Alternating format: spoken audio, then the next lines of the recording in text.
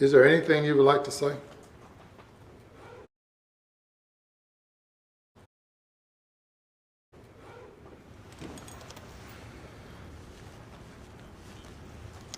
Your Honor, I know I'm innocent. Um, but I guess what I know and what I think really doesn't matter.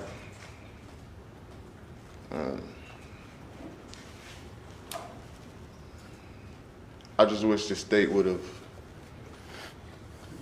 done more in finding out who the actual person was, instead of being satisfied with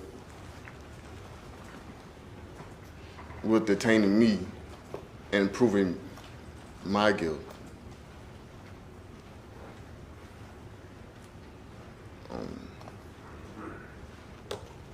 I feel like if they would have done further research in certain areas,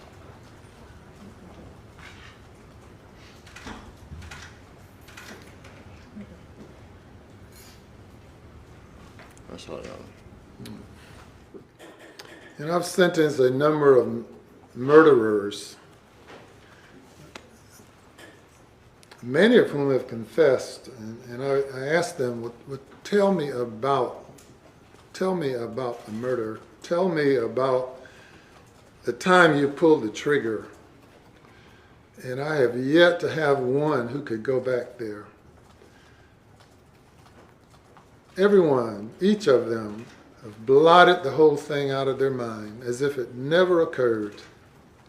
And they can't take their mind back there sufficient to tell me. And I imagine they live in torment the rest of their days because they can't. The evidence in this case was, I chose the word an avalanche of evidence, and now I've seen it repeated a few times. I've heard it repeated. But the evidence in this case was so overwhelming. The law enforcement in this case did the best job of investigating a case that I have seen over the past 30 or 40 years. Every law enforcement officer that was available participated, apparently, in working in this case. And if there were 1,000 roads, each road led to you. There's 1,000 trails, each trail led to you. All of the evidence, every speck of the evidence, not simply beyond a reasonable doubt, but as high a standard as the law requires, all points to your guilt. And I am absolutely satisfied. I can certainly understand a family being in total disbelief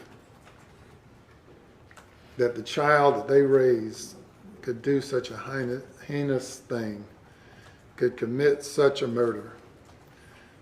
And I have dealt with the heartless, and you fall into that category. A person without any remorse whatsoever. A person who is totally emotionless, and in the law we call it a depraved heart.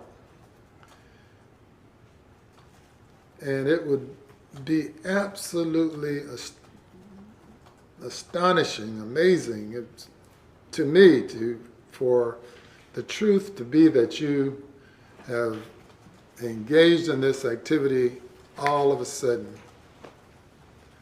That there are not signs that your family can point to, that your friends can point to, where if some intervention had taken place, this young lady would have been protected. I don't know that. But as much as your mom feels in the bottom of her soul or pit of her stomach about you, I feel that same thing based on my experience and based on my observing you. and witnessing the evidence in this case. So I want to thank the jury for your focus on this case.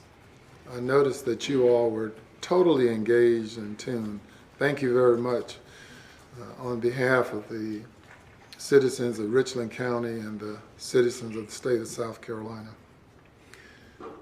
And South Carolina is a wonderful state, a lovely place, and people from all over the country, particularly the Northeast, choose South Carolina because of its beauty and charm and people, and Columbia for all of the same reasons, because we live in such a wonderful state, such a diverse state, where there are opportunities for everyone, and certainly opportunities for you. And for you to have attended South Carolina State University, if your parents have given you as much as they gave you, and for you then, your life story to end right here at this point in time. Of course, your life story doesn't end, but this is certainly a stop along the way. It is a tragedy. And whatever tragedy that causes these demons to reside within your soul and spirit, I don't know. Maybe at one point in time, since this is not a death penalty case, they can be exorcised out of you.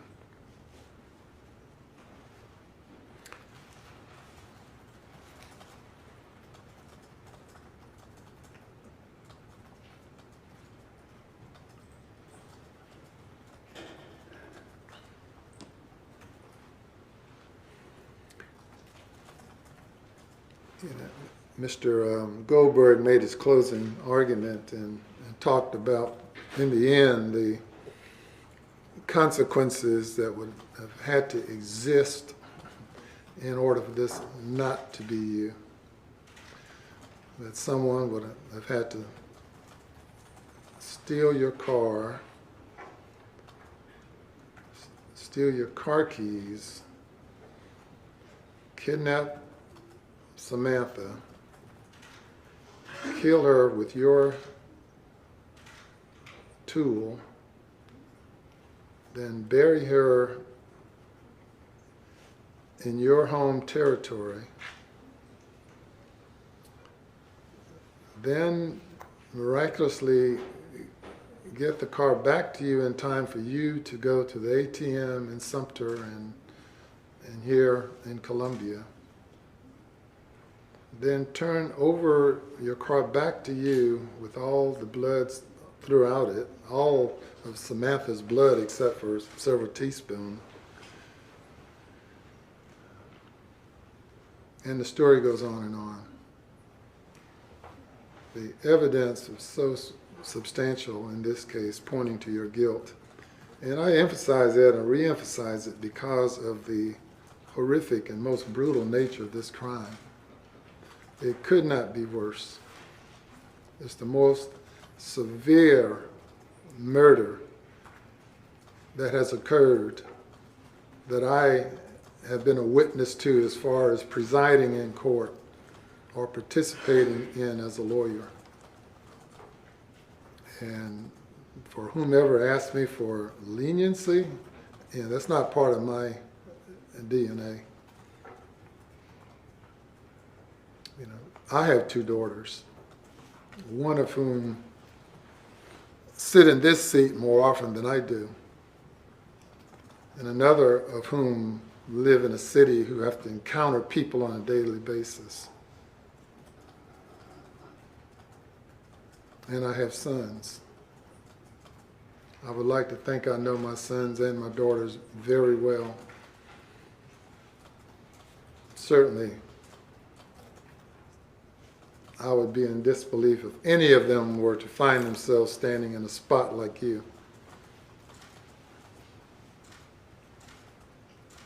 But even more so, the terror imposed on their child and the pain and grief that you have caused. She was an amazing person, an amazing human being, and the testimony is here.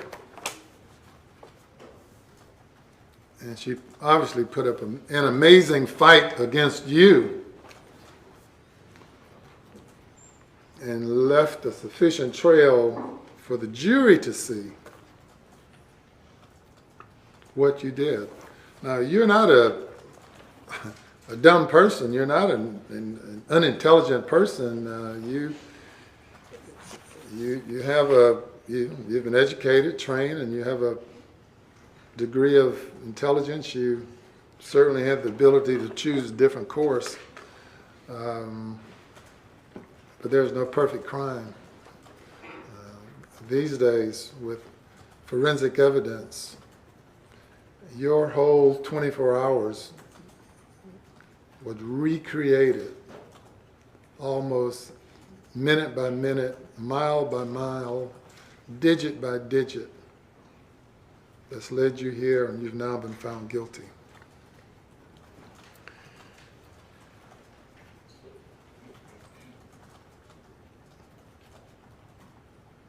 And sentencing in this case is not difficult. The sentence in this case is easy, though painful it may be. The sentence of the court for murder is that you be committed to the State Department of Corrections for life. Any other sentence that can be imposed will be concurrent with life. Since you only have one life, that sentence must be served for the remaining days of your natural life. That's the sentence of the court.